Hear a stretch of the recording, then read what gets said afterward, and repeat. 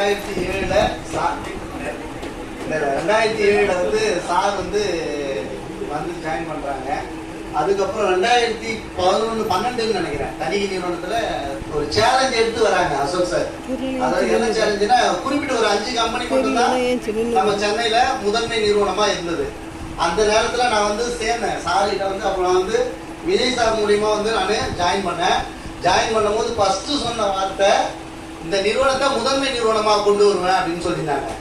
அதாவது அசோக் சாருக்கு உண்மையாவே நம்ம எல்லாம் பெரிய கரவசத்தோட நம்ம அந்த நிறுவனத்தை அவர் சொன்னது மட்டும் இல்லாம மணிசாருடைய உழைப்பும் அசோக் சாருடைய உழைப்பும் வெற்றிசெல்வன் சாருடைய கடின உழைப்பால இன்னைக்கு குறைஞ்சபட்சம் ஒரு 2000 பேருக்கு நேர்முகமாகவும் மறைமுகமாகவும் வேலை வாய்ப்பு கொடுத்துருக்காங்க. ஒரு நிறுவனம், ஒரு அரசு நிறுவனம் கூட செய்யாதுங்க.